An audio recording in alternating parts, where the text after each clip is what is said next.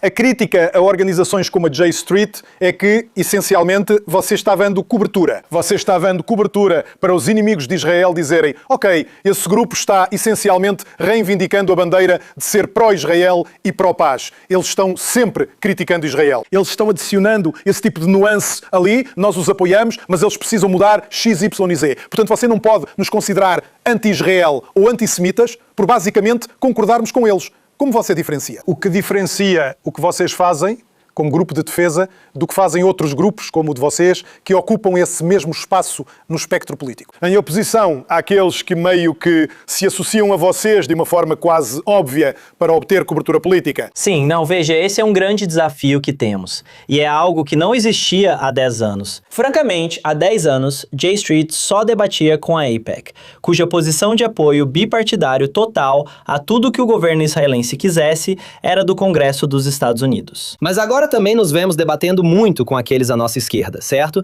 Eu passei muito tempo debatendo com organizações, aparecendo na televisão e em outros meios de comunicação com pessoas que estão à nossa esquerda e defendendo que não, sabe? E a maior diferença entre o que eles querem defender e o que nós defendemos é que o que alguns deles defendem é tipo, esquece. Vamos simplesmente nos afastar de Israel completamente, vamos sancionar Israel, vamos isolar Israel, vamos punir Israel, vamos acabar com a relação entre os Estados Unidos e Israel. Esse é o tipo de coisa que eles estão defendendo. Eu não acho que isso, sozinho, seja antissemita.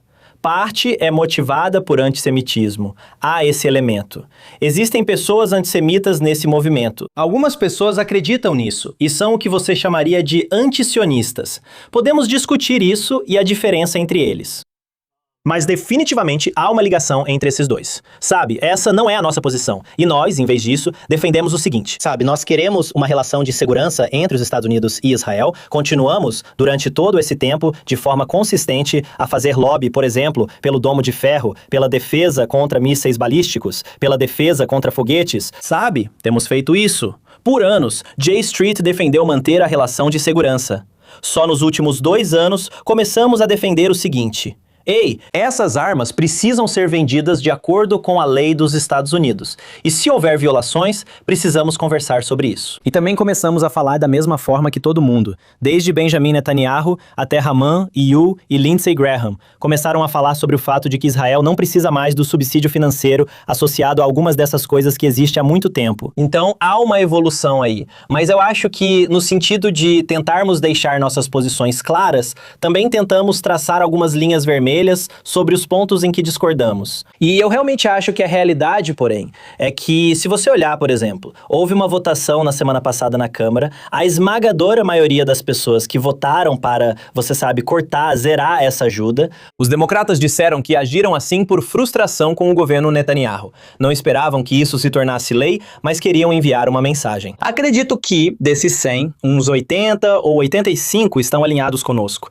e uns 10 ou 15 estão ainda mais avançados, prontos para cortar tudo de uma vez. Mas essa não é realmente a nossa posição, e essas não são as posições que adotamos na Câmara. O que estamos tentando fazer é construir um grande centro dentro do Partido Democrata. O que eu diria é que buscamos uma abordagem construtiva para isso, que no final das contas, encerre o conflito entre israelenses e palestinos e mantenha israelenses e palestinos seguros, protegidos e livres. Nossa posição é reconhecer isso, e não adotar a postura de vamos destruir tudo e abandonar a relação.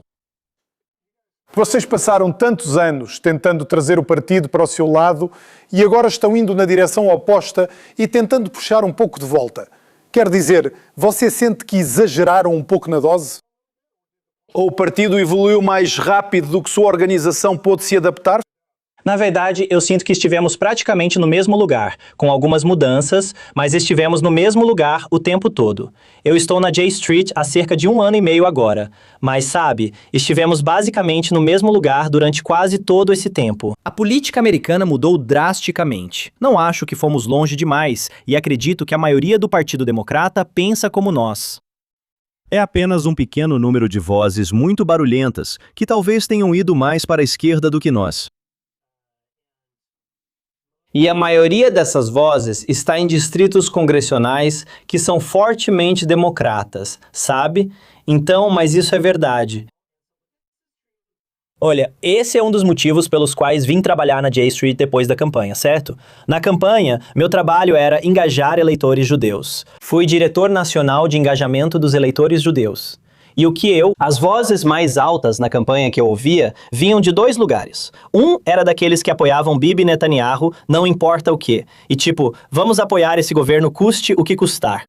E o outro lado eram pessoas que já estavam gritando genocídio em 8 de outubro de 2023, protestando e dizendo que tudo isso era culpa de Israel.